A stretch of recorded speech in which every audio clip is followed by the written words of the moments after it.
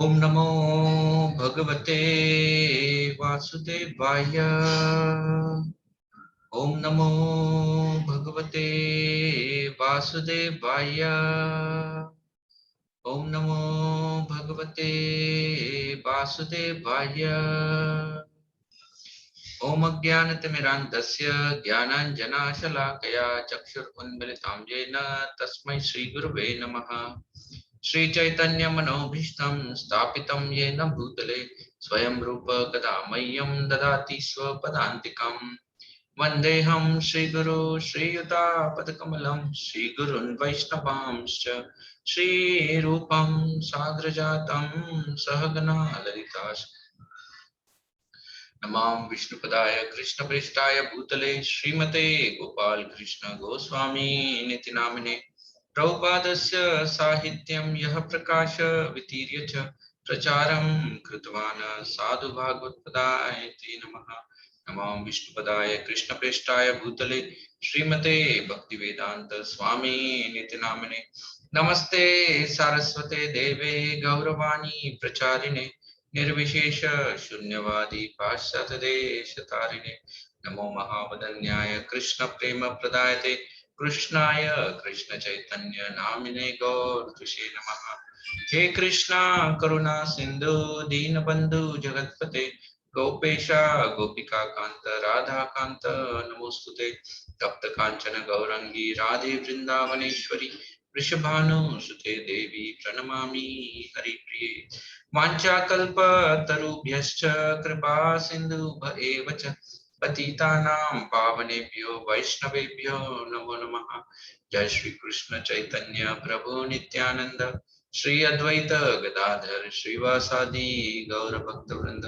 हरे कृष्णा कृष्ण कृष्णा हरे हरे हरे राम राम राम हरे हरे। मुखं करोति वाचालं पंगुं लंघयते गिरिं यत्कृपात्तमहं वन्दे श्रीगुरुं दीनतां।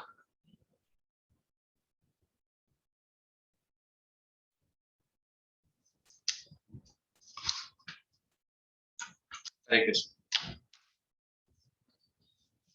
तो आज हम लोग रामायण की कथा कल जहाँ पे रोकी थी वहां से आगे बढ़ाएंगे। तो कल हम लोगों ने अयोध्या कांड तक इस कथा की चर्चा की थी, जहां पर भगवान राम की भेंट भरत महाराज से होती है और भरत महाराज अनेक प्रकार के उपाय करते हैं कि किसी तरह वो भगवान राम को मनाएंगे और अयोध्या ले जाएंगे, लेकिन भगवान राम अपने वचन के ऊपर अटल है और फिर भरत महाराज लौट जाते हैं भगवान राम का आशीर्वाद पाकर। अब आगे क्या होता है कि क्योंकि ये जो घटना है अयोध्या का अयोध्या कांड की ये जो घटना है चित्रकूट में ये घटना हुई है। अब वहां पर क्योंकि सभी अयोध्या वासियों को पता चल चुका है कि भगवान रामचंद्र कहाँ है, तो नेचुरली क्या हो रहा है कि बार बार कुछ लोग आए होंगे भगवान से मिलने को। भरत महाराज लौटने के बाद भी लोग तो आते जाते रहते हैं। भगवान राम के जो 14 साल है उस 14 सालों का वर्णन करते हुए वाल्मीकि रामायण में बताया गया है कि भगवान रामचंद्र ने दंडकारण्य, मतलब जहां पर अभी वो जाने वाले हैं, चित्रकूट के बाद जहां पर वो जाएंगे, वहां पर भगवान ने 10 साल बिताए। सो 10 इयर्स दंडकारण्य में बिताए। 1 साल भगवान का विरह हुआ माता सीता के साथ दंडकारण्य के बाद, मतलब माता सीता का अपहरण से लेकर उनको वापस लाने तक वो 1 साल का कालावधि था। सो 10 + 1 मतलब 11 साल। तो अगर इस हिसाब से अगर कैलकुलेशन करेंगे तो लगभग भगवान रामचंद्र ने 3 साल चित्रकूट में बिताए। तो 3 साल में शायद काफी लोग आ गए होंगे, तो इसीलिए भगवान रामचंद्र फिर एक दिन वहां पे जो ऋषि मुनि होते हैं, खास करके भरद्वाज मुनि, उनको वो बताते हैं कि अब हमारा यहाँ पर चित्रकूट में रहना उचित नहीं है। क्यों उचित नहीं है? वो इसलिए क्योंकि लोग जानते हैं कि हम लोग यहाँ पर निवास कर रहे हैं, अयोध्यावासी बार बार यहाँ पर आएंगे, और बार बार यहाँ पर आएंगे तो आप सब लोगों की जो शांति है, आप लोगों की जो तपस्या है, आप लोग जो यहाँ पर अलग अलग प्रकार के यज्ञ वगैरह करते हैं, तो उसमें विघ्न हो सकता है। आई मीन जब लोग आना जाना चालू करते हैं तो डिस्टरबेंस आता है। तो हम नहीं चाहते कि आपके तपस्या में डिस्टरबेंस आए, इसलिए हम अब चित्रकूट से आगे बढ़ना चाहते हैं। तो तब ऋषि मुनि उनको बताते हैं कि देखिए भगवान, अब इसके आगे का जो मार्ग है, अब यहाँ तक का जो मार्ग, मतलब चित्रकूट तक का जो मार्ग है, और चित्रकूट ये जो जगह है ये यूपी के नजदीक आती है, राइट? यूपी के नजदीक जो जगह है वो चित्रकूट है।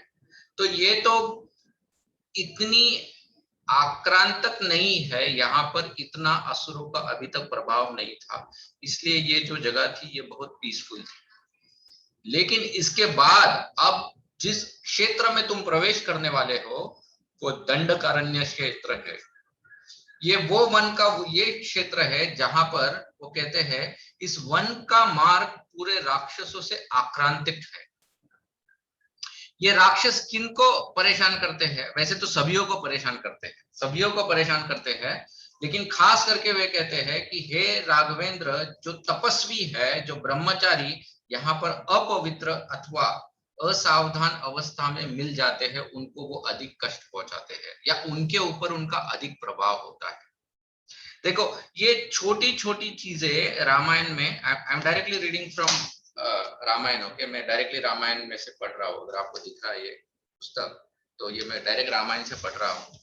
तो ये जो छोटी छोटी चीजें हैं, इनको हमको समझना बहुत जरूरी है। कि देखिए यहाँ पर वो बताते हैं कि जो तपस्वी और ब्रह्मचारी यहाँ पर अपवित्र, देखो वो बोल रहे हैं कि तपस्वी भी है, ब्रह्मचारी भी है। मतलब क्या है? दोनों शक्तिशाली है। जो तपस्वी होता है, जो ब्रह्मचारी होता है, ये बहुत शक्तिशाली लोग होते हैं, लेकिन इसके बावजूद वो कहते हैं यहाँ अपवित्र अथवा असावधान अवस्था में मिल जाते हैं। मतलब क्या है? ये इनका वीक पॉइंट होता है।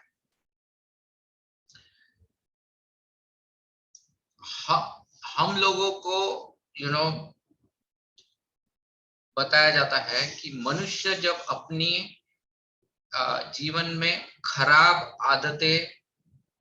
आदतों का अनुसरण करता है, तो ये जो आदतें होती है, ये इन असुरी शक्ति या इन शैतानी शक्तियों को आकर्षित करती है। You know when your uncleanliness habits increase, then it attracts demonic powers, okay, या इवन घोस्टली पावर्स। और ऐसे लोगों को ये लोग अपने चंगुल में फंसा सकते हैं। ऐसे लोगों को ये लोग अपने चंगुल में फंसा सकते हैं।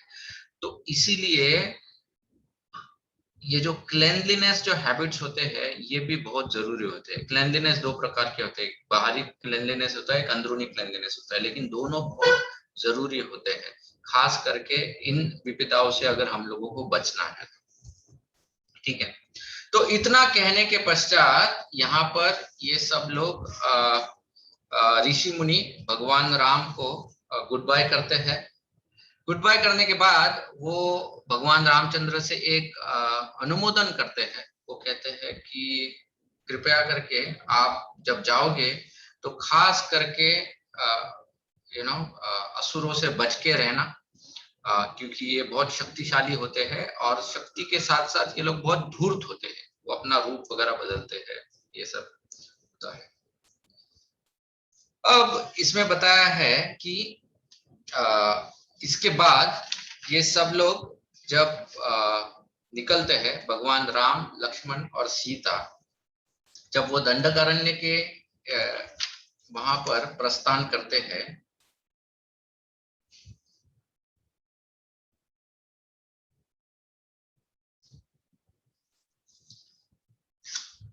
एक मिनट। तो जैसे ही वो दंडकारण्य में प्रवेश करते हैं, तो दंडकारण्य की जो बॉर्डर होती है, तो उस बॉर्डर पे भगवान रामचंद्र को अनेक आश्रम दिखते हैं। बहुत से ऋषि मुनियों के आश्रम दिखते हैं जो तेजमयी होते हैं, जहां पर बहुत पवित्र स्वरों का उच्चारण होता रहता है। जैसे ही भगवान रामचंद्र वहां पर प्रवेश करते हैं, और जैसे ही उन ऋषि मुनियों को पता चल जाता है कि अरे भगवान रामचंद्र यहाँ पर आए हैं। देखो, ऋषि मुनि जो है उन लोगों को बहुत अच्छी तरह से पता है कि ये कौन है। उनको ये पता है कि ये भगवान है, और ये आस लगा के बैठे हुए हैं, ताक लगा के बैठे हुए कि कब भगवान राम यहाँ पर आएंगे, हमारे जो अरण्य है यहाँ पर कब आएंगे। जैसे ही भगवान जब आते हैं तो एक नन्हे बालक की तरह सभी ऋषि मुनि भगवान के पास दौड़ पड़ते हैं, और दौड़ दौड़ के भगवान को उनकी जीवन की पीड़ाओं के बारे में भगवान को बताते हैं। वो बताते हैं कि हे राजन, भगवान को वो अनुमोदित करते हैं राजन के नाम से। हालांकि भगवान रामचंद्र उस वक्त राजा नहीं थे, लेकिन उनके लिए तो यह भगवान है, मतलब पूरे त्रिलोक के राजा यही है।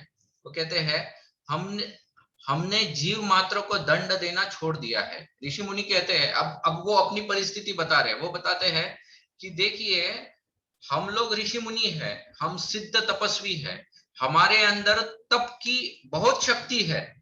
हम अपनी तप की शक्ति से किसी को भी एक तरह से मार सकते हैं, इतनी शक्ति उनके अंदर थी। तो वो कह रहे हैं कि लेकिन हम लोगों ने जीव मात्र को दंड देना छोड़ दिया है। क्यों दंड देना छोड़ दिया है? वो इसलिए दंड देना छोड़ दिया है क्योंकि अगर हम लोग जीव मात्र को दंड देंगे तो उस दंड के साथ हमारी जो तपस्या है वो सब चली जाती है। तो अगर तपस्या चली जाती है तो फिर से हमको जीरो से स्टार्ट करना पड़ता है, इसलिए हमने उसको त्याग दिया है। फिर वो आगे कहते हैं कि हमने क्रोध और इंद्रियों के ऊपर वश प्राप्त कर लिया है। क्रोध और इंद्रियों के ऊपर हम लोगों ने कॉन्कर कर दिया। लेकिन अगर हम लोग किसी का अहित चाहते हैं या अहित करने की चेष्टा करते हैं तो क्रोध प्रकट हो जाएगा, हमारी जो इंद्रिय है वो इंद्रिय संयम में नहीं रहेगी और फिर से हमारा पतन हो जाएगा। वो कहते हैं अब तपस्या ही हमारा धन है। हम जो भी कुछ अर्जित, जैसे हम लोग जीवन में जितना कार्य करते हैं, काम करते हैं, धन अर्जन करने के लिए करते हैं, तो वैसे ऋषि मुनि कह रहे हैं कि हम लोग जो भी कुछ कर रहे हैं वो तपस्या करने के लिए कर रहे हैं, तो तपस्या ही हमारा धन है। जैसे माता गर्भस्थ बालक की रक्षा करती है, उसी प्रकार आपको सदा सब तरह से हमारी रक्षा करना चाहिए। और वो अब भगवान से कह रहे हैं कि भगवान, आप जो हो रक्षण करता हो, आप एक क्षत्रिय के रूप में यहाँ पर आए हो, और इसीलिए आपको हमारी रक्षा करनी चाहिए। तो इस प्रकार से जो वहां के ऋषि मुनि लोग हैं, जो ब्रह्मचारी लोग हैं, वो भगवान के सामने अपनी पीड़ा, अपनी परिस्थिति को प्रस्तुत करते हैं। इस पूरे क्षेत्र को रावण और रावण के जितने असुर राक्षस थे, उन लोगों ने बहुत आक्रांत कर दिया था, बहुत परेशान करके रख लिया था। एक्चुअली एक जगह पर बताया है कि जब भगवान रामचंद्र दंडकारण्य में आगे बढ़ते हैं तो ये ऋषि मुनि उनको एक जगह ऐसे लेके जाते हैं जहां पर वो दिखाते हैं कि देखिए, और वो पूरी जगह सिर्फ हड्डियों से और स्केलेटन से पूरा भरा हुआ होता है, और वो बताते हैं कि देखो किस प्रकार से ऋषियों का संहार हुआ है, किस प्रकार से ये राक्षस लोग जैसे ऋषियों को भक्षण करते हैं और इनको मार देते हैं। तब भगवान रामचंद्र को वो देखकर बहुत क्रोध आता है एक्चुअली। और उस वक्त भगवान रामचंद्र वहां पर एक संकल्प लेते हैं, एक प्रतिज्ञा लेते हैं कि इन असुरों को आक्रांतित करने वाले पूरे राक्षस जाति का मैं सर्वनाश कर दूंगा, मैं इन पूरे राक्षसों का विनाश कर दूंगा। इस प्रकार से भगवान रामचंद्र वहां पर प्रतिज्ञा लेते हैं। भगवान रामचंद्र जब आगे बढ़ते हैं तो आगे बढ़ते वक्त एक राक्षस होता है जिसका नाम होता है विराट। ये विराट नाम का एक प्रचंड विशाल राक्षस होता है, एक पहाड़ के जितना ये बड़ा राक्षस होता है। इसकी लंबी लंबी भुजाएं होती है। ये विराट क्या करता है, अपनी भुजाओं से वो माता सीता को पकड़ लेता है, वो तीनों को देखता है। ये विराट का काम ही यही था, वो सिर्फ वहां पर राक्षसों को खाता था और राक्षसों के रक्त से अपने शरीर को लोकता था, मतलब अपना पूरा बॉडी को डेकोरेट करता था, उसको अच्छा लगता था रेड कलर। और उनकी जो क्या बोलते हैं, जो अंदर के इंटेस्टाइन्स, अतड़िया जो होता है, उसका गार्लैंड पहनता था, उसको वो सब बहुत पसंद था, असुरी था। और उनके जो स्कल होते हैं वो सब लगा के एज इफ डायमंड से, ऐसे इस तरह से वो गार्लैंड्स को सजाता था, और ऐसे ही वो रहता था उधर। उस विराट ने जब इन तीनों को देखा तो तुरंत वो माता सीता को देखकर मोहित हो गया। विराट माता सीता को देखकर मोहित हो गया। उसने सोचा ये युवती जो है ये मेरी पत्नी बनने योग्य है, इसलिए पहले माता सीता को वो उठा लेता है। और भगवान रामचंद्र और लक्ष्मण को बोलता है कि देखो, मैंने सीता को इसलिए उठाया है क्योंकि इसके साथ मैं विवाह करूंगा, तुम दोनों यहाँ से जितने जल्दी हो सके भाग जाओ, मैं तुम्हारी जान बचा रहा हूं। तो जैसे ही वो बोल देते हैं तो भगवान रामचंद्र तो एकदम ऐसे कोलैप्स हो जाते हैं, एकदम दुख में पड़ जाते हैं कि अरे ये क्या हो गया है। वो लक्ष्मण से कहते हैं कि अरे लक्ष्मण, मेरे पिता के जाने का भी इतना मुझे दुख नहीं हुआ था जितना इस राक्षस ने सीता को छुआ है, उसके छूने का मुझे दुख हो रहा है। मैं क्या करूं, मुझे समझ में नहीं आ रहा है। अब देखो, पूरे रामायण में लक्ष्मण जो है वो हमेशा अपने कॉन्स्टिट्यूशनल पोजीशन में ही थे। वो कभी एक प्रकार से मानवीय रूप में आए नहीं, मतलब ही वॉज ऑलवेज कंपोज्ड। लेकिन भगवान जो है वो कब कैरेक्टर में चले जाते थे और कब कैरेक्टर से बाहर आते थे उनको पता नहीं चलता था। लक्ष्मण कंफ्यूज हो जाते थे। कभी Lord Ram would behave like Lord, भगवान की तरह वो बर्ताव करते थे, और कभी एकदम साधारण मानव की तरह बर्ताव करते थे। भगवान रामचंद्र जब ऐसे गिर गए और एकदम विलाप करने लगे, लक्ष्मण ने सोचा अरे क्या, अरे आप त्रिलोक के स्वामी हो, आपकी इतनी प्रचंड शक्ति है, ऐसा कौन सा असुर है जो आपके सामने टिक सकता है। तुरंत लक्ष्मण ने एक जो खड़क होता है तलवार, तलवार निकाली। ये तलवार उनको प्रदान की थी, ये अलग अलग ऋषि मुनि जो थे उन्होंने उनको प्रदान की थी।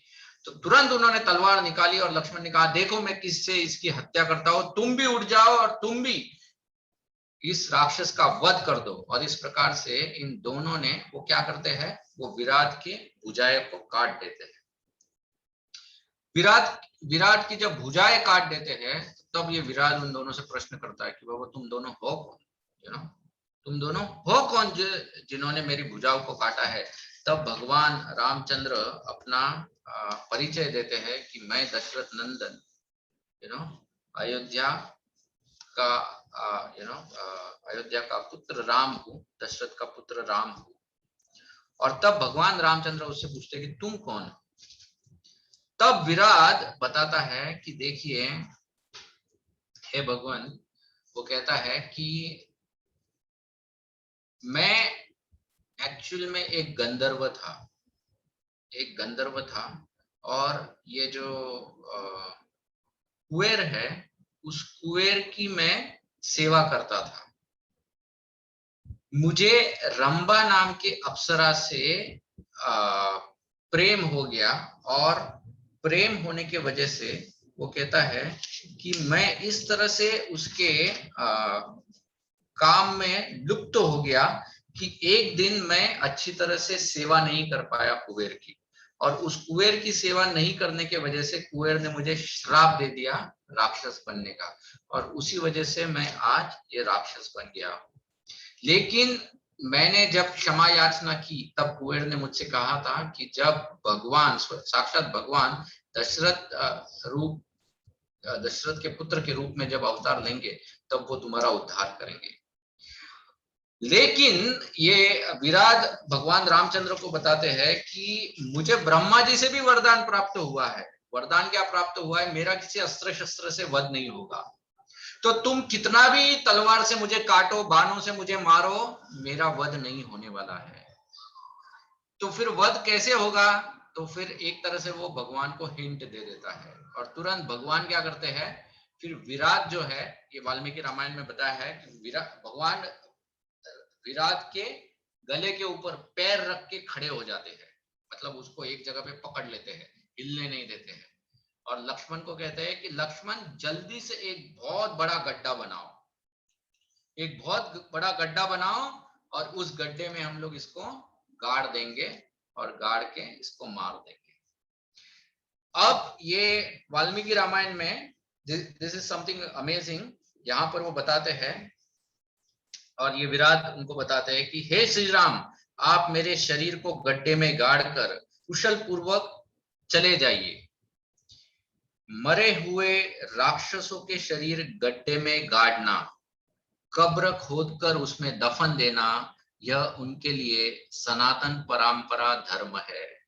जो राक्षस गड्ढे में गाड़ दिए जाते हैं उन्हें सनातन लोगों की प्राप्ति होती है। श्री राम से ऐसा कहकर बाणों से पीड़ित हुए महाबली विराट उस शरीर को छोड़कर स्वर्गलोक की ओर चला गया। मतलब गड्ढे में गाड़ने की जो परंपरा है ये राक्षसों की है। ओके, आगे I won't continue on this topic, you know very well कि कौन सी परंपरा गड्ढे में गाड़ती है। तो ये जो है ये हो गया विराट। हाँ, विराट मरने से पहले भगवान रामचंद्र को आगे की दिशा बताता है। It's like a game, you know, वो जैसा ट्रेजर हंट जब खेलते हैं ना कि एक पॉइंट पे जाने के बाद आगे जाने का क्लू प्राप्त होता है। तो अब विराट को मार लिया तो विराट ने आगे जाने का क्लू दे दिया है भगवान को। क्या क्लू दिया है? वो आगे की दिशा बताते हैं और वो कहते हैं कि आप यहाँ से शरभंग नाम के एक ऋषि है, उनको जरूर मिलिएगा क्योंकि उनके पास आपके लिए अगला क्लू है, मतलब आपको आगे कहाँ जाना है। भगवान रामचंद्र वहां से आगे बढ़ते हैं और आगे बढ़ते हुए वो शरभंग नाम के ऋषि के आश्रम के नजदीक पहुंचते हैं। ये जो शरभंग ऋषि होते हैं, ये शरभंग ऋषि एक बहुत बड़े तपस्वी होते हैं और उन्होंने उनकी तपस्या से ब्रह्मलोक को प्राप्त किया हुआ होता है। स्वर्गलोक और ब्रह्मलोक दोनों की प्राप्ति उन्होंने की होती है। जब भगवान रामचंद्र लक्ष्मण और सीता सहित उस आश्रम के नजदीक पहुंचते हैं तो वहां पर वो एक दृश्य देखते हैं कि इंद्र अपने रथ के साथ वहां पर आया हुआ है, इंद्र के अनुयायी भी वहां पर है और इंद्र और शरभंग के बीच में एक वार्तालाप हो रहा है।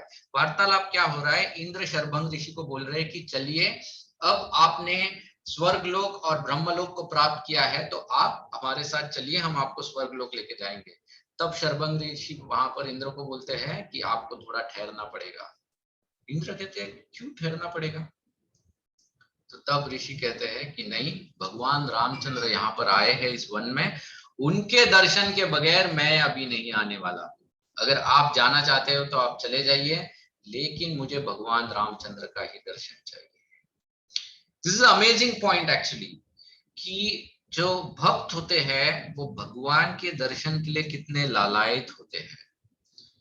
उनका जो निजी अगर नुकसान भी होने वाला है, लेकिन उस नुकसान के बदले में अगर उनको भगवान के दर्शन प्राप्त होने वाले हैं तो वो भक्त वो भगवान के दर्शन में आस लगाए बैठता है।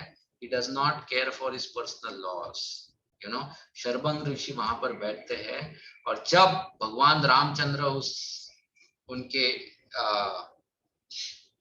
क्या कहते हैं कुटीर में पहुंचते हैं तो तुरंत शरभंग मुनि उनका स्वागत करते हैं और उनको बताते हैं कि तब भगवान रामचंद्र पूछते हैं कि मैंने देखा इंद्र यहाँ पर आया था, किस लिए आया था, क्यों? तो शरभंग मुनि सब बताते हैं। तो भगवान रामचंद्र कहते हैं कि स्वर्ग और ब्रह्म लोक की क्या आप लालसा करते हो, सब लोग आपको मैं दिला दूंगा।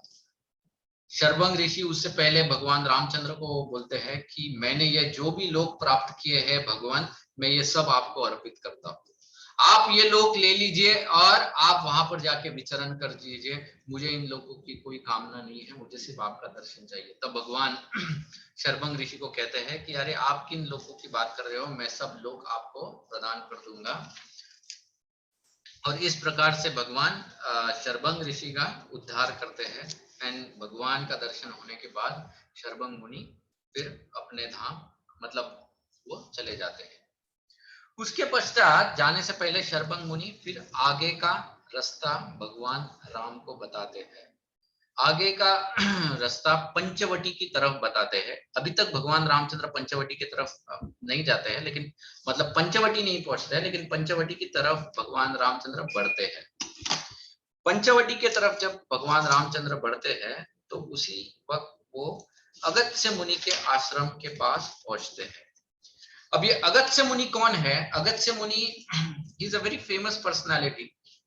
अगस्त्य मुनि बहुत विख्यात है शास्त्र में। खास करके उनका जो खाने और पीने की जो कैपेसिटी है उसके लिए वो बहुत विख्यात है। ओके, बहुत विख्यात है। मतलब वो अनलिमिटेड खा सकते हैं और अनलिमिटेड पानी पी सकते हैं। जैसे बताया जाता है कि अगस्त्य मुनि ने एक बार पूरे समंदर को निगल लिया था। या फिर बताते हैं कि जो भगवान श्री कृष्ण की गोवर्धन लीला हुई थी, उस गोवर्धन लीला में जब भगवान ने गोवर्धन को धारण कर लिया था और धारण करने के बाद उधर से जब मेघ बरस रहे थे और इतना इंद्र बारिश गिरा रहा था, तो गिरने के बाद नीचे से बाढ़ क्यों नहीं आ रही थी? कोई पूछता है। ठीक है, तुम बोल रहे हो ऊपर से छाता पकड़ा था, लेकिन नीचे तो पानी बढ़ना चाहिए ना, तो नीचे से क्यों नहीं बढ़ रहा था? वो इसलिए नहीं बढ़ रहा था क्योंकि उस वक्त भगवान श्री कृष्ण ने अगस्त्य को बोला था कि तुम नीचे खड़े रहकर मुंह खोल के रखना, जैसे ही बारिश गिरते उसको निगलते रहना। तो वो अगस्त्य मुनि पूरे बारिश को उन्होंने निगल लिया था एक्चुअली, इसलिए नीचे से भी बाढ़ नहीं आया था। ओके, तो ये जो अगस्त्य ऋषि है, इनकी और एक कथा है विख्यात। एक बार अगस्त्य ऋषि जो है वो माता पार्वती के पास जाते हैं और वो माता पार्वती को कहते हैं कि हे माते, हम लोग ब्राह्मण हैं, कभी हमको भी भोजन के लिए बुलाया करो आप, प्लीज, हमको भी थोड़ा फीस्ट वीस्ट अच्छा लगता है। तो पार्वती माता ने कहा हाँ ठीक है, क्यों नहीं, आप आइए। तो वो ऐसे एक डेट दे देती है और फिर माता पार्वती भगवान शिव को जाकर बताती है कि अगस्त्य मुनि आए थे और उन्होंने इच्छा प्रकट की है, इसलिए मैंने उनको खाने पे न्योता दिया है, वो अपने शिष्यों के साथ आने वाले हैं खाने के लिए। तो तो भगवान शिव को जब पता चल गया कि अगस्त्य मुनि आने वाले हैं खाने के लिए, वो परेशान हो गए। भगवान वो बोले अरे इनको तो कोई संतुष्ट कर ही नहीं सकता है खाने में, तो तुमने इसको बुला लिया, अभी इसको कौन खाना खिला सकता है इतना? तो तब फिर भगवान शिव जो है वो भगवान नारायण कृष्ण की सहायता लेते हैं। भगवान कृष्ण को बोलते हैं कि भगवान आप ही बचाइए, ये अगस्त्य मुनि खाने खाने के लिए आ रहे हैं, मैं तो इनको संतुष्ट नहीं कर सकता हूँ, वो क्रोधित हो जाएंगे, तो आप आइए कुछ कीजिए। तो भगवान श्री कृष्ण कहते हैं ठीक है, कोई बात नहीं है। तो अब जब अगस्त्य मुनि अपने शिष्यों के साथ आते हैं तो सब शिष्यों को लाइन में बिठाते हैं। परंपरा ऐसी होती थी कि जो जूनियर होते हैं, जो सबसे छोटे होते हैं, उनको शुरुआत में बिठाया जाता है और जो जो सबसे प्रमुख होते हैं, मेन पर्सन जो होता है, वो अंत में बैठता है। दूसरा कारण ये भी होता था कि पहले के जमाने, मतलब परंपरा ऐसी होती थी कि जब वो परोसने वाला होता है, वो जब वो परोसते जाता है, तो जब एंड में पहुंचता है, तो एंड में पहुंचने के बाद जो आखिरी व्यक्ति बैठा है उसको परोसा नहीं जाता है, सब कुछ उसको दे दिया जाता है, बचा हुआ सब कुछ उसको दे दिया जाता है। तो इसलिए अगस्त्य मुनि ने कहा मैं एंड में बैठूंगा, तुम सब लोग आगे बैठो, मैं एंड में बैठूंगा। तो ठीक है, तो सब लोग जूनियर लोग आगे बैठ गए और अगस्त्य मुनि एंड में बैठ गए। पूरी पंगत बैठने के बाद एकदम से जब परोसना चालू हो गया, उसी वक्त भगवान श्री कृष्ण वहां पर अगस्त्य मुनि के बाद में आके बैठे। बाद में आके बैठे तो अगस्त्य मुनि ने बोला ए तुम यहाँ पे कैसे आ गए, तुम आगे जाके बैठो। कृष्ण ने बोला आगे कोई जगह नहीं है, आगे सब लोग बैठे हैं, मैं आगे कहाँ बैठूं, मैं इधर ही बैठूंगा। अगस्त्य मुनि ने बोला लेकिन लास्ट मैं हूं, तुम कैसे लास्ट बन सकते हो? कृष्ण ने बोला नो प्रॉब्लम, जब वो परोसने वाला आएगा मैं बताऊंगा, मैं सेकंड लास्ट हूँ, तुम लास्ट हो, पहले मुझे परोसो फिर तुमको परोसो। ठीक है, ओके, कोई बात नहीं। तो इस तरह से जब परोसना चालू हो गया, परोसना चालू हो गया, अब भगवान श्री कृष्ण ने बीच में ही वो खड़े हो गए, बीच में ही खड़े हो गए। अब एटिकेट ये भी होता है कि जब कोई पंगत बैठती है, उस पंगत में अगर एक व्यक्ति भी खड़ा हो जाए, एक व्यक्ति भी अगर खाना खाने के बाद खड़ा हो जाता है, तो सबको खड़ा होना पड़ता है, मतलब सबका खाना खत्म। ऐसा नहीं होता है कि एक खड़ा हो गया बाकी लोग खा रहे हैं, ऐसा नहीं हो सकता है। अब बाकी जो थे वो तो अगस्त्य के शिष्य थे, उनको पता था कि जब तक गुरु खड़े नहीं होंगे हम लोग खड़े नहीं हो सकते हो। वो तो जानते थे कि अगर खड़े हो गए तो फिर तो कभी कभी खड़े नहीं हो पाएंगे उसके बाद।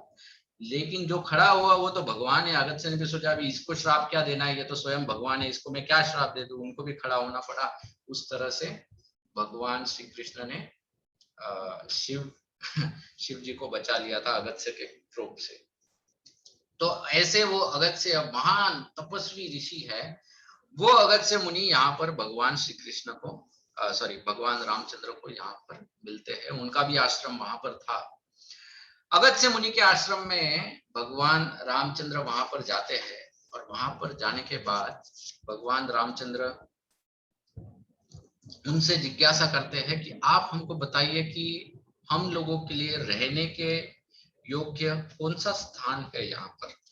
अगस्त्य मुनि कहते हैं आपको और कहीं जाने की क्या आवश्यकता है, ये हम लोगों की जो कुटीर है आप यहीं पे विराम कीजिए, आपको और कहीं जाने की जरूरत नहीं है। तो वहां पर जितने अलग अलग ऋषि मुनि थे, उन अलग अलग ऋषि मुनियों के कुटीर में भगवान रामचंद्र फिर बारी बारी रहते थे। कुछ जगहों पे वो 4 महीने रहे, कुछ जगहों पे 8 महीने रहे, कुछ जगहों पे 1 साल रहे। इस प्रकार से भगवान रामचंद्र, लक्ष्मण और सीता माता 10 साल वहां पर गुजारते हैं। 10 साल वहां पर गुजारते हैं। अब 10 साल वहां पर गुजारने के बाद अब बचा 1 साल, है ना। 3 साल चित्रकूट में हो गए, 10 साल यहां पर हो गए, अब बचा 1 साल। तो शायद भगवान राम को ऊपर से फोन आया होगा इंद्र से कि ये भगवान क्या कर रहे हो आप, मुश्किल से एक तो राज्याभिषेक तोड़ा है आपका, 14 साल के भेजा था, 14 साल में भी 13 साल तो वेस्ट हो गए, अभी तक आपने कुछ किया नहीं है। वो रावण तो उसकी शक्ति बढ़ी जा रही है, 1 साल रह गया, आप कुछ कीजिए। तो अगले दिन भगवान रामचंद्र जब सवेरे उठते हैं, तब लक्ष्मण और सीता माता के साथ वो अगस्त्य मुनि के पास जाते हैं और वो कहते हैं कि अब बहुत दिन हम लोग यहाँ पर रह लिए भगवान, अब हम लोग आगे जाना चाहते हैं, आगे हम लोग जाना चाहते हैं, और कहीं अपनी खुद की एक कुटीर बनाकर हम लोग बाकी का समय वहां पर बिताना चाहते हैं। कोई पूछ सकता है क्यों आगे जाना चाहते हैं, क्योंकि भगवान को अपना जो निर्धारित, जिस कार्य के लिए भगवान ने जन्म लिया है, जिस कार्य के लिए उन्होंने अवतार लिया है, उस अवतार को भी तो पूर्ण करना है भगवान। हाँ, एक्चुअली एक कथा बताना तो मैं भूल ही गया, ये पूरी कथा में जब भगवान ने वो क्या कहते हैं, वो शपथ ली उन्होंने या प्रतिज्ञा ली कि मैं सारे असुरों का विनाश कर दूंगा, तब वाल्मीकि रामायण में एक पूरा अध्याय है जिसमें माता सीता भगवान रामचंद्र को उपदेश दे रही है। माता सीता भगवान रामचंद्र को उपदेश दे रही है। माता सीता भगवान रामचंद्र से कहती है कि हे भगवान, आप जानते हैं कि 3 प्रकार के आदतें होती है जो व्यक्ति का पतन करवाती है। ओके, वो क्या है? तो सबसे पहले वो बताती है गैम्बलिंग, जिसमें झूठ होता है। एक होता है गैम्बलिंग या चीटिंग, जिसमें झूठ होता है। दूसरी आदत वो बताती है, वो होता है इलिसिट रिलेशंस, उसके वजह से भी व्यक्ति का पतन होता है। और तीसरी आदत वो बताती है, वो होता है कि जीव हत्या, किलिंग। ओके, जीव हत्या, जिसको हम लोग मीट ईटिंग या किलिंग भी कहते हैं। वो इंटॉक्सिकेशन के बारे में माता सीता ने बात नहीं किया, शायद उस वक्त इंटॉक्सिकेशन होता ही नहीं होगा, चिलिम वाले बाबा नहीं होते होंगे उस वक्त, इसलिए माता सीता ने उसके बारे में बात ही नहीं की वहां पर। लेकिन वो भगवान श्री रामचंद्र से कहती है कि मैं तो जानती हूँ कि आप तो सत्यपरायण है, आप तो कभी गैम्बलिंग या चीटिंग कुछ कर ही नहीं सकते, और आप एक वचनी हो, आप मतलब you will always have one woman in your life, तो इसलिए दूसरे स्त्री तो आपके सपने में भी नहीं आ सकती है। तो मुझे उस कारण का भी कोई भय नहीं है। लेकिन ये जो तीसरा कारण है भगवान, जीव हत्या, क्योंकि आप क्षत्रिय हो और क्योंकि आप इस धनुष को धारण कर लिए हो, और ये धनुष धारण करके आप इस वन में आए हो, और आकर बड़े बड़े अभी आप ललकार लगा रहे हो, आपने तो प्रतिज्ञा भी ली है आप असुरों का विनाश करेंगे, तो इसके वजह से मुझे भय लग रहा है भगवान, क्योंकि ये पतन का कारण हो सकता है। और फिर माता सीता एक कथा बताती है। ओके, माता सीता यहाँ पर भगवान श्री रामचंद्र को एक कथा बताती है।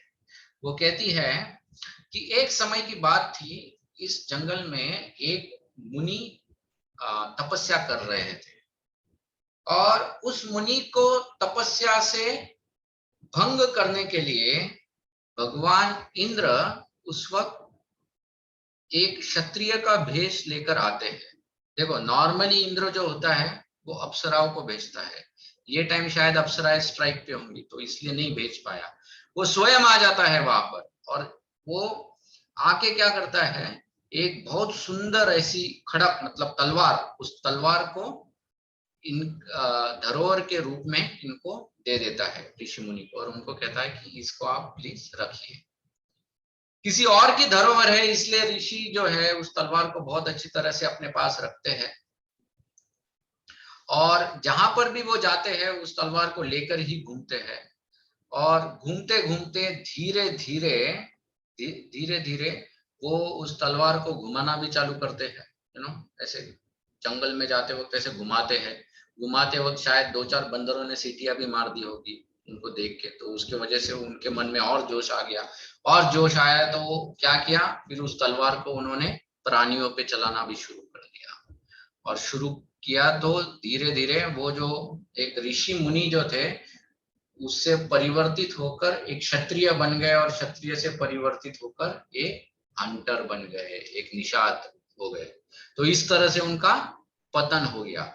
तो ऋषि का पतन किस लिए हो गया, सिर्फ उस तलवार को धारण करने से, एक शस्त्र को रखने से, उसका संग करने से मन में उसके प्रति एक प्रकार की लालसा उत्पन्न हो गई है ना। संघात संजायते काम, संग किसका लिया, तलवार का लिया, तो तलवार का संग लेने की वजह से काम कौन सा बढ़ गया, अबाउट यूजिंग द वेपन। तो वो तलवार चलाने का काम उनके अंदर उत्पन्न हो गया, तो वो तलवार चलाते चलाते संगात संजायते काम, कामात क्रोधो भी जायते, उसके साथ क्रोध आ गया, क्रोधात भवति सम्मोह, सम्मोहात भवति स्मृति विभ्रम, स्मृति विभ्रमात बुद्धिनाशो, बुद्धिनाशात प्रणश्यति। इस प्रकार से उनका पतन हो गया। तो माता सीता कहती है, तब ही जिनका धन था उन मुनि प्रतिदिन शस्त्र ढोते रहने के कारण क्रमश तपस्या निश्चय छोड़कर अपनी बुद्धि को क्रूरता पूर्वक उन्होंने बना लिया। फिर तो उन्होंने अधर्म उन्हें आकृष्ट कर लिया। ऑटोमेटिकली जो ऋषि मुनि हमेशा धर्म का पालन करते थे, अब अधर्म ने उनको पकड़ लिया। वे मुनि प्रमादवश रौद्र कर्म में तत्पर हो गए, और उस शस्त्र से सहवास उन्हें नरक में जाना पड़ा। दिस इज द रीजन उनका पतन हो गया। अब इस कथा से वो भगवान रामचंद्र को एक बोध देना चाहती है। भगवान रामचंद्र क्या बोध लेते हैं वो दूसरी बात है, लेकिन हम इसमें से क्या बोध लेते हैं, दैट वी कैन डू। मैंने जब ये कथा सुना तो तब वो जो गुरुदेव थे उन्होंने बहुत सुंदर तरीके से बताया कि हम लोगों के लिए जिस प्रकार से उस ऋषि मुनि ने हमेशा तलवार को अपने साथ रखा, उसी प्रकार से हम लोगों को भी अपने साथ जपमाला रखनी चाहिए। हम लोगों को भी अपने साथ हमेशा भगवत गीता और भागवतम जैसे ग्रंथ रखने चाहिए, और कभी कभार उनको खोलना भी चाहिए। अगर sometimes we should also open them and read them। तो अगर हम लोग उनको देखो, कभी कभी हम लोगों को लगता है कि जैसे ही अपने चैंटिंग हो जाता है, हम लोग क्या करते हैं, माला को ऐसे गांठ मार देते हैं, ऐसा बीड़ी बैग है, चैंटिंग हो गया कि पूरा ऐसा इसका गला दबा देते हैं, हम लोग गला दबाते हैं और दबा के उसको लटका देते हैं, फांसी पे लटका देते हैं ऊपर। तो वो बताते हैं कि ऐसा मत करो, इसको गले में डाल के रखो, हमेशा अपने पास रखो। पास रखने से क्या होगा, आज नहीं करोगे, कल नहीं करोगे, धीरे धीरे जैसे समय मिलेगा सोचोगे ये क्या गले में लटक रहा है, चलो लटका ही है तो कर लेता हूँ, और जपा कर लेता हूँ। संगात संजायते काम। जो नेगेटिव स्टोरी है वो हम लोग अपने जीवन में उसको पॉजिटिव स्वरूप से ले सकते हैं और उसका एक पॉजिटिव फल भी प्राप्त कर सकते हैं। तो हमको अपने जीवन में इस तरह से इसको लेना चाहिए।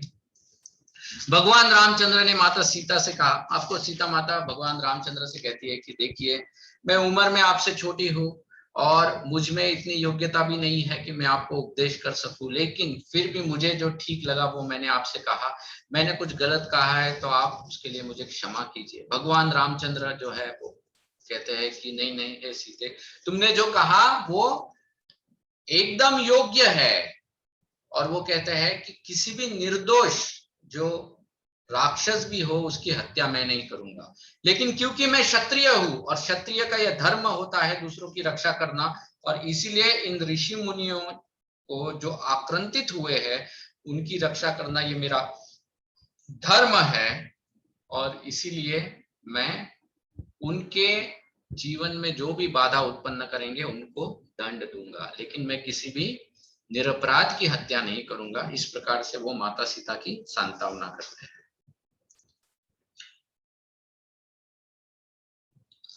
वाल्मीकि रामायण में ये जो आगे की जो घटना है इसका डायरेक्ट उल्लेख नहीं है, लेकिन हम लोग जानते हैं चैतन्य चरितामृता में लॉर्ड चैतन्य कूर्म पुराण से उस ब्राह्मण जो भगवान राम का परम भक्त था, उस ब्राह्मण को वो कूर्म पुराण से एक घटना बताते हैं। ये घटना वो है जिसमें भगवान रामचंद्र चित्रकूट से चित्रकूट से निकलते वक्त मतलब अयोध्या कांड जहां पर समाप्त होता है, दंडकारण्य में प्रवेश करने से पहले शाम के समय में जब लक्ष्मण वहां पर नहीं थे, उस वक्त भगवान रामचंद्र अग्नि को बुलाते हैं, अग्नि का बुलाते हैं, और अग्नि को बुलाकर वो माता सीता को कहते हैं कि अब वो समय आ गया है जब हमको 1 साल के लिए वियोग सहना पड़ेगा। और वो माता सीता को अग्नि को ही गिव्स हर टू अग्नि, और वो कहते हैं कि तुम अब अग्नि के साथ सुरक्षित रहो। और माता सीता की जो छाया सीता थी, जिसको हम लोग शैडो बोलते हैं, ओके, या माया सीता या छाया सीता जो भी है, ओके, उनकी जो परछाई थी वो वहां पर प्रकट होकर भगवान राम के साथ रहती है। तो जिसका रावण ने हरण किया था वो असली सीता थी ही नहीं। रावण जैसा व्यक्ति सीता को छू भी नहीं सकता है, शी इज सो प्योर, उसको कोई असुर छू भी नहीं सकता है। विराट भी किस तरह से माता सीता को छू पाएगा, छू ही नहीं पाता था। लेकिन जिस सीता को विराट ने भी पकड़ा था वो छाया सीता थी। तो रावण ने असली सीता को कभी ना देखा था ना छुआ था, उसने जो छाया सीता थी उसी को अगवा किया था। और यही एक कारण है जिसके लिए भगवान रामचंद्र ने अंत में एक अग्नि परीक्षा भी रखी थी।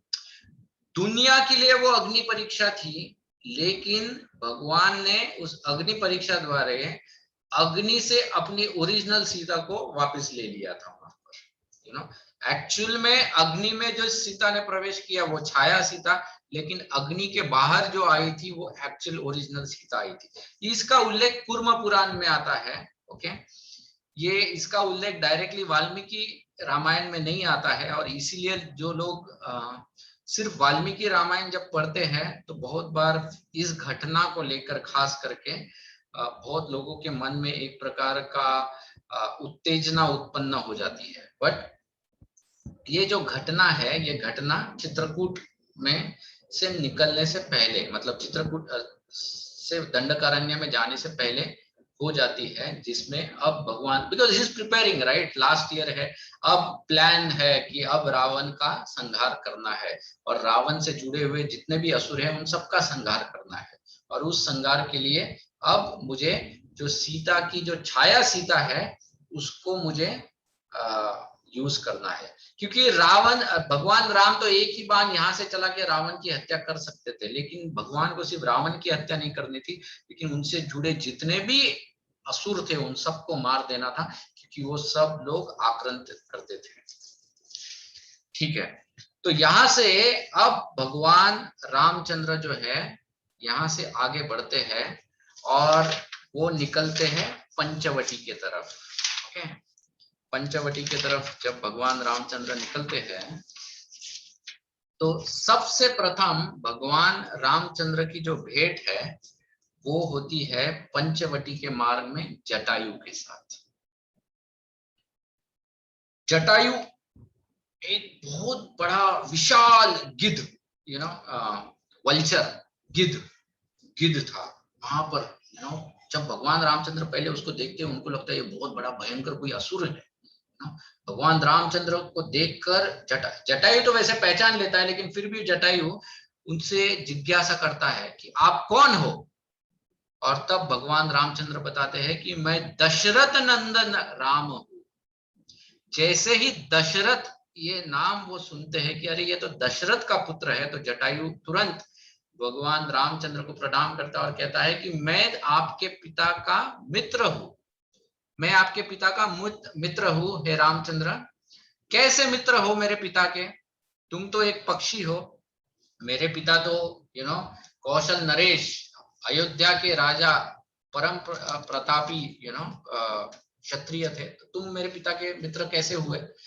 तो जटायु एक घटना बताते हैं। ओके, वो बताते हैं कि बहुत समय की बात है कि ये जो रावण था, वो रावण बहुत बड़ी तपस्या किया उसने भगवान शिव की, और शिव की तपस्या करके उनको प्रसन्न करते हुए वो कैलाश गया, और कैलाश में से उसने भगवान शिव से पशुपात अस्त्र को प्राप्त किया। उस अस्त्र को प्राप्त करने के बाद रावण के मन में लालसा हुई कि मुझे मेरे दादा के पास जाना है, मेरे ग्रैंडफादर के पास जाना है। रावण के ग्रेट ग्रैंडफादर, एक्चुअली रावण के पिताजी थे विश्राव, विश्राव के पिताजी जो है वो पुलत्स्य है, और पुलत्स्य के जो पिताजी है वो ब्रह्मा जी है ना। तो ग्रेट ग्रैंडफादर के पास जाना है, मतलब ब्रह्मा जी के पास जाना है, तो रावण वहां पर जाते हैं, ब्रह्मलोक में जाते हैं। ब्रह्मलोक में जाकर रावण जो थे वो शास्त्र में, वेद अध्ययन में बहुत परिपूर्ण थे, उनका वेद अध्ययन बहुत अच्छा था, उनका संस्कृत उच्चारण बहुत सुंदर था।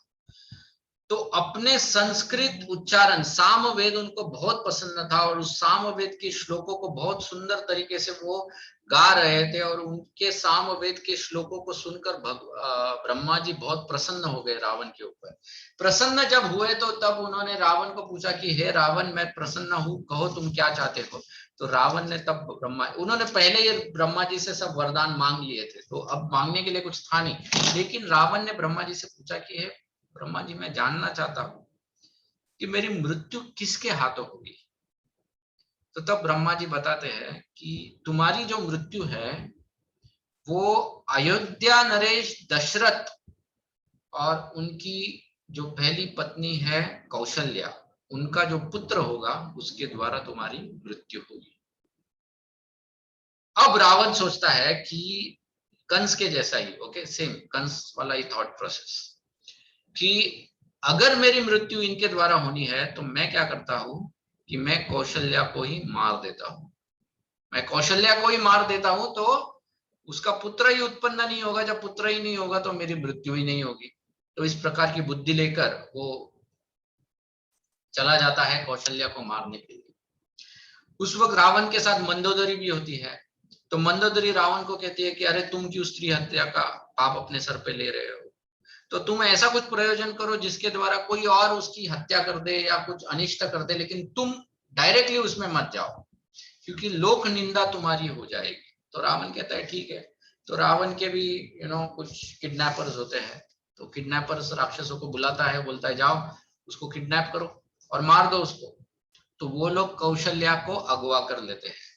अगवा करने के बाद एक पिटारे में भर देते हैं और उस पिटारे को वो नदी में फेंक देते हैं।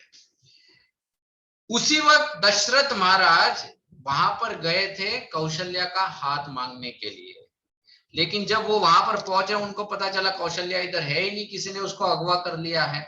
और जब वो उनको ढूंढने गए तो उनको ये राक्षस दिखाई पड़ते हैं। राक्षस इनको देखकर वो डर के मारे भाग जाते हैं, लेकिन उस पिटारे को पानी में फेंक देते हैं। पानी में फेंकने के बाद दशरथ महाराज उस पानी में छलांग लगाते हैं।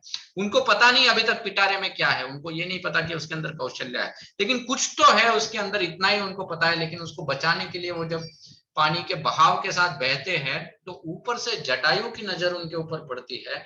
और तब जटायु जो है उनको देखकर दोनों दशरथ महाराज और उस पिटारे को बाहर निकाल कर एक तट के ऊपर लेके आते हैं। दशरथ महाराज जब उस पिटारे को खोलते हैं तो उसके अंदर कौशल्यावती होती है, और दशरथ महाराज उनके साथ विवाह करने के लिए आए थे। तो तब दशरथ महाराज उनका विवाह जो है, दशरथ महाराज का विवाह कौशल्या माता के साथ ब्रह्मा और नारद मुनि द्वारा प्रस्तापित हुआ है। और उसके बाद में एक्चुअल विवाह फिर वशिष्ठ मुनि फिर अयोध्या में करते हैं। तो इस तरह से दशरथ महाराज और जटायु का संपर्क आता है, और इस तरह से जटायु और दशरथ महाराज के बीच में एक मित्रता उत्पन्न होती है। और दशरथ महाराज जटायु को बोलते भी है कि तुम मुझसे कुछ मांगो, और जटायु कहते हैं मैं तो सिर्फ आपसे इतना ही चाहता हूं कि आपका जो पुत्र है उस पुत्र का पिता होने का लाभ मुझे प्राप्त हो, बस। This is what he asks, और यही भगवान रामचंद्र बाद में पूरा करते हैं। अब वाल्मीकि रामायण में एक सुंदर श्लोक आता है, ओके, जिसमें जटायु भविष्यवाणी करते हैं। ओके, सो हम देयर इज अ संस्कृत श्लोक जिसमें वो कहते हैं कि वो भगवान रामचंद्र को कहते हैं कि हे तात, यदि आप चाहे तो यहाँ आपके निवास में मैं सहायक होऊंगा। ओके, जटायु अब भगवान रामचंद्र को बता रहे, वो कहते हैं कि अगर आप चाहो तो, जबरदस्ती गले नहीं पड़ रहा हूं मैं आपके, लेकिन अगर आप चाहो तो मैं आपका सहायक होऊंगा। किस में सहायक होंगे? तो वो कहते हैं कि ये जो भाग है, ये दुर्गम वन, ये जो वन है ये बहुत ही दुर्ग है, ये बहुत ही जटिल है, ये बहुत ही डिफिकल्ट वन है। किससे डिफिकल्ट है, मतलब क्या है यहाँ पर ऐसा? तो वो कहते हैं दो चीजें परेशान करेंगी भविष्य में। कौन दो चीजें? एक है मृग, मतलब मामा मारीच मृग बन के आएंगे, और राक्षसों मतलब रावण।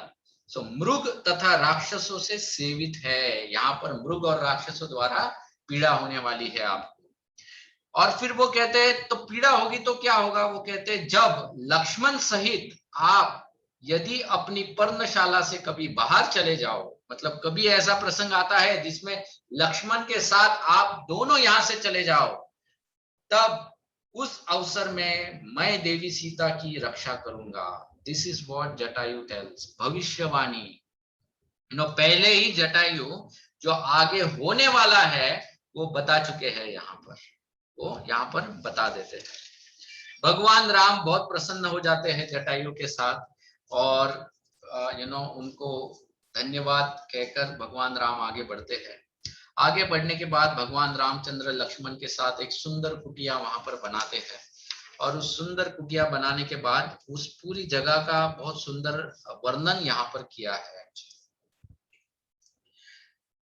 इसके बाद में बताया जाता है कि एक दिन भगवान रामचंद्र लक्ष्मण ये दोनों बाहर कुटीर के बाहर कुछ लकड़ियां काट रहे थे या कुछ कार्य कर रहे थे। माता सीता अंदर रसोई बना रही थी, खाना पका रही थी। उस वक्त आकाश में विचरण करती हुई शूर्पणखा जो रावण की बहन थी, उस शूर्पणखा की दृष्टि भगवान रामचंद्र और लक्ष्मण के ऊपर गई, विशेषकर भगवान राम के ऊपर। और यहाँ पर बताया है कि भगवान राम की सुंदरता पूरे वाल्मीकि रामायण में फिर किस तरह से शूर्पणखा उसको देखती है भगवान रामचंद्र को, और वो देखने के बाद उसके मन में एक काम भावना उत्पन्न होती है भगवान राम के। जब काम भावना शूर्पणखा के मन में भगवान राम के प्रति उत्पन्न होती है, अब रामायण में, वाल्मीकि रामायण में बताया है, और वो खुद बताती है भगवान रामचंद्र को। ओके, वो खुद बताती है। I will read that actually.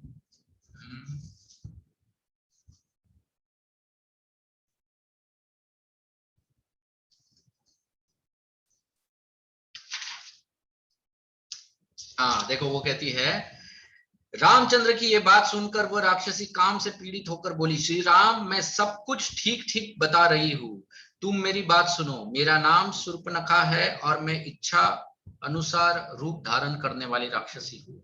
मतलब वो जो भी इच्छा कर सकती है उस इच्छा के अनुरूप वो रूप धारण कर सकती थी, लेकिन भगवान को देखकर उसके अंदर इतनी काम भावना उत्पन्न हो गई थी कि वो अपने रूप को बदलना ही भूल जाती है। वो उसी रूप में, जो उसका ओरिजिनल रूप था, उसी रूप में वो भगवान के सामने आ जाती है। इतना कुरूप रूप उसका था कि उसके नाक बड़े थे, उसकी आंखें लाल थी, बाल ऐसे तांबे के, ऐसे उसका पेट, बेली, बहुत बड़ा बेली था। इस तरह से वो वर्णन किया है। और उसी रूप में भगवान राम के पास आती है और निर्लज होकर भगवान राम को वो बोलती है कि मैं आपके साथ विवाह करना चाहती हूँ। वो पूछती है भगवान राम को कि आप कौन हो नेचुरली वो, और फिर बाद में बोलती है कि मैं आपके साथ विवाह करना चाहती हूँ। तो भगवान राम भी मन ही मन में हंसना लगते हैं कि बोलते हैं, अरे तुम कौन हो, कहाँ से आई हो, और ये क्या है। तो भगवान राम कहते हैं कि देखो, मैं अपने पत्नी के साथ यहाँ पर आया हूँ, मेरे साथ मेरा भाई भी यहाँ पर आया है, और मैंने अपने पत्नी को वचन दिया है कि उसके होते हुए मैं कोई और स्त्री को स्वीकारूंगा नहीं। लेकिन मेरा भाई जो है वो यहाँ पर अकेला है, तो एक काम करो, वो भी बहुत सुंदर है और वो भी बहुत इंटेलिजेंट है, तुम जाकर उसको पूछो, शायद वो तुमको स्वीकार करेगा और तुम्हारे साथ विवाह करेगा। तो शूर्पणखा सोचती है, हाँ ठीक है, ये भी सही है, कोई बात नहीं, ये भी बहुत सुंदर है। तो शूर्पणखा लक्ष्मण के पास जाती है और लक्ष्मण को कहती है कि तुम मेरे साथ विवाह करो। लक्ष्मण कहते हैं कि देखो, मैं तो अनुज हूं, छोटा हूं, अगर तुम मेरी पत्नी बनोगी तो मैं इसकी सेवा करता हूं, तुमको इसके पत्नी की सेवा करनी पड़ेगी, मतलब हम लोग तो सेवक ही बने रहेंगे। लेकिन तुम तो सेवक बनने योग्य नहीं हो, तुम तो महारानी बनने योग्य हो, तो तुमको राम से ही विवाह करना चाहिए, इसलिए तुम वापिस मेरे बड़े भाई के पास जाओ, राम के पास जाओ। तो फिर से राम के पास जाती है। भगवान राम उसको आते हुए बोलते हैं कि देखो, मेरा छोटा भाई बहुत धूर्त है, वो क्या करेगा, वो तुमको उकसा रहा है मुझसे विवाह करने के लिए, लेकिन वो चुपके से मेरी जो पत्नी है उस पत्नी को वो एक न्यूज दे देगा, और मेरी जो पत्नी है वो बहुत भयंकर है, वो मुझे बहुत मारेगी, तो इसलिए तुम उसी के साथ जाकर विवाह। तो शूर्पणखा को ये समझ में आता है कि ये दोनों तो मेरे साथ फुटबॉल खेल रहे हैं, एक से इधर, इधर से उधर, उधर से इधर, और उसको ये ध्यान आता है कि ये सब कुछ जो हो रहा है वो स्त्री के वजह से हो रहा है, तो मैं एक काम करती हूँ, उस स्त्री को ही मार देती हूँ। जैसे ही शूर्पणखा सीता के ऊपर प्रहार करने की चेष्टा करती है तो तुरंत भगवान रामचंद्र लक्ष्मण को इशारा करते हैं, और उस इशारे में लक्ष्मण क्या करते हैं, शूर्पणखा की नाक और उसके कान, इनको काट देते हैं। वो जगह जहां पर उसकी नाक गिरी थी उसको Nashik, that is where the place is. तो हमारा ये जो पूरा क्षेत्र है ये दंडकारण्य क्षेत्र है। अभी तो अरण्य कुछ बचा ही नहीं है, लेकिन इट यूज्ड टू बी अरण्य। हम लोग जानते हैं महाराज शिवाजी के समय में भी this was a forest area actually, है ना। तो शूर्पणखा का इस तरह से जब अवहेलना हो जाती है, अपराध हो जाता है, तो शूर्पणखा वहां से रोती बिलखती वहां से दौड़ती दौड़ती जाती है। तो उसके दो भाई होते हैं, यू नो, और उसके दो भाई जिनका नाम था खर और दूषण, ये दो रावण के भाई यहाँ पर बॉर्डर में वो रावण की सीमाओं की रक्षा करते थे। तो उनके पास जब जाती है और उनको जब बताती है कि ऐसे ऐसे दो मनुष्य आए हैं और उन्होंने इस प्रकार से, वो ये नहीं बताती है कि मैंने क्या किया, ये नहीं बताती है। ओके, तो Shurpanakha is the original news agency. जो आज की मीडिया एजेंसी है उसकी जो ओरिजिनेटर है वो शूर्पणखा है, जो देखती कुछ और है, करती कुछ और है, लेकिन बताती कुछ और है। उसने रावण के साथ भी यही किया। रावण को जब शूर्पणखा रावण के सामने गई तो उसने रावण को ये नहीं बताया कि मैंने क्या गलती किया, उसने रावण को बताया कि मैं वहां पर गई थी तुम्हारे लिए सीता को प्राप्त करने के लिए, लेकिन इन दोनों ने देखो मुझे कैसे मेरी नाक और कान काट दी। मैं तो तुम्हारे लिए कुछ प्राप्त करने गई थी। वो ये नहीं कहती कि मैं तो अपने लिए प्राप्त करने गई थी। So she is the original news editor type, आप कह सकते हो मीडिया पर्सन एक्चुअली। तो फिर खरदूषण के पास जाते हैं, तो खरदूषण सबसे पहले 14 राक्षसों को भेजते हैं, ओरिजिनल कमांडो फोर्स खरदूषण की, भगवान राम और लक्ष्मण के को मारने के लिए। वो 14 राक्षस जब आते हैं तो एक ही बाण में भगवान रामचंद्र उन 14 का संहार करते हैं। उसके बाद खर दूषण को भेजता है 14,000 सैनियों के साथ, और भगवान रामचंद्र उनको भी कुछ एक आधे घंटे में उनका भी पूरा संहार करते हैं। और उसके बाद स्वयं खर जब आता है तो उसको भी मार देने के बाद अब शूर्पणखा नहीं, तो उस राक्षस टोली में एक असुर होता है जिसका नाम था अकंपन। ये अकंपन जो है वो कंपाता हुआ, मतलब अकंपन, जिसको कोई ही वुड नेवर, ऐसा शिवर नहीं होता था, लेकिन वो नॉन शिवरिंग राक्षस शिवर करते करते, कंपन आते आते वो दौड़े दौड़े जाता है रावण के पास, और रावण को वो बताता है कि देखो ऐसा ऐसा वहां पर हुआ है। राम और वो शूर्पणखा के बारे में कुछ नहीं बताता है, वो सिर्फ ये बताता है कि राम और लक्ष्मण नाम के 2 युवक है, मनुष्य है, उनके साथ उनकी भार्या एक स्त्री है सीता, और वो कहते हैं कि इन दोनों ने तुम्हारे भाई खरदूषण को और पूरे जो राक्षस थे उनके साथ उन सबका संहार कर दिया है। और आगे अकंपन सीता की सुंदरता का भी बखान करता है, और कैसे वो तुम्हारी पटरानी बनने योग्य है, इस तरह से वो रावण को उकसाता है। रावण के मन में ख्याल आता है कि मैं जाकर सीता का अपहरण कर लूं। तो तुरंत रावण वहां से आता है जनस्थान। ओके, जनस्थान ही यही दंडकारण्य, वहां पर वो आते हैं। तो वहां पर रावण के मामा मतलब मारीच वहां पर तपस्या करते हुए बैठे थे। रावण उनके पास आते हैं, मारीच के पास, और मारीच को बताते हैं कि देखो ऐसा ऐसा हुआ है, और मैं सोच रहा हूं कि मैं सीता का अपहरण करूंगा। तो मारीच जो थे उन्होंने तो भगवान राम का ही हैज द एक्सपीरियंस, भगवान राम का बाण चप चुके हैं मारीच। तो मारीच कहते हैं कि देखो रावण, अगर मेरी सलाह मानो तो ये सब झमेले से दूर रहो। ये जो अकंपन है और ये जो शूर्पणखा है, ये दोनों बदमाश है, वो तुमको झूठ बोल रहे हैं। वो ये नहीं बता रहे गड़बड़ इन दोनों ने पहले किया है, वो बेचारे राम लक्ष्मण ने कुछ नहीं किया है, इन दोनों ने गड़बड़ चालू किया है, और उन गड़बड़ की वजह से इनको सजा मिली है राम लक्ष्मण द्वारा।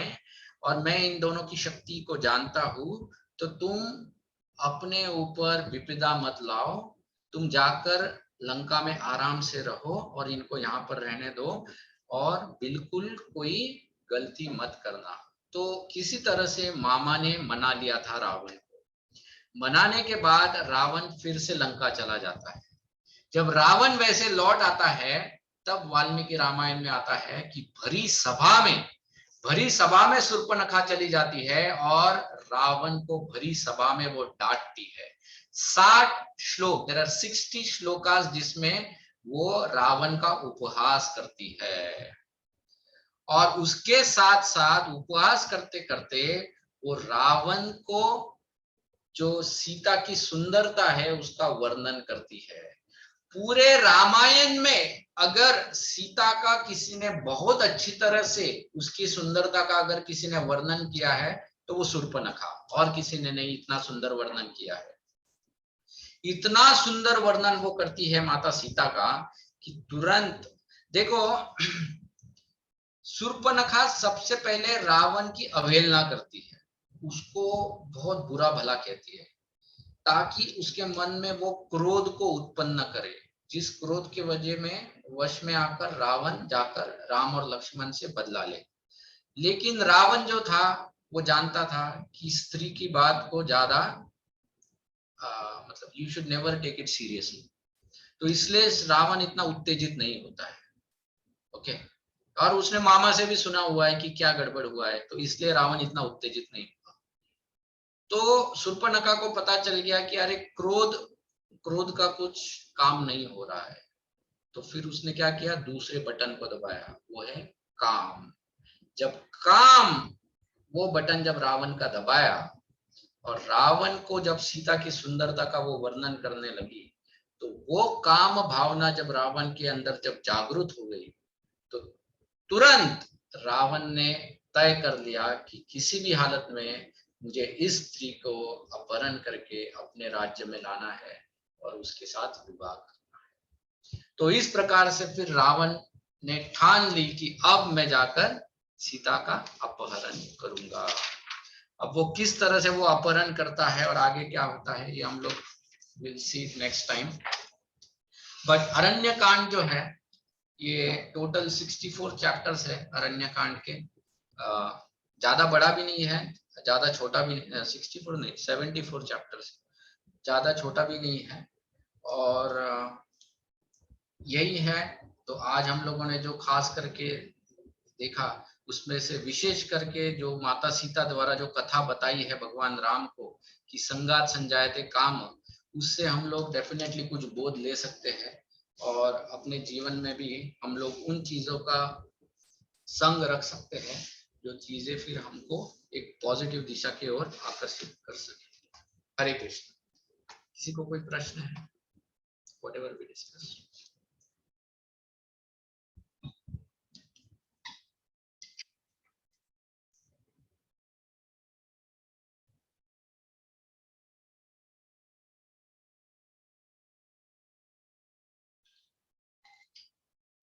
ये सी Valmiki Ramayan actually very detailed है।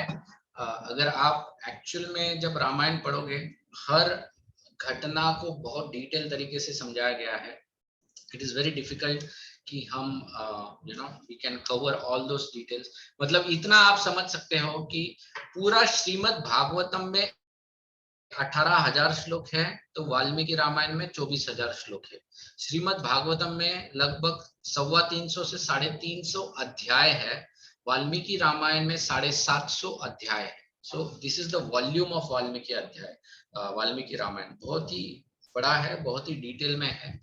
तो हर डिटेल को बताना भी मेरे क्षमता के परे है। लेकिन आप जरूर इसको पढ़ सकते हो। It is very important, you should read actually. तो आप रामायण को जरूर पढ़िएगा, क्योंकि इसमें बहुत सूक्ष्म डिटेल्स भी है जो आप जब पढ़ोगे तब आपको और समझ में आएगा। Okay, any questions?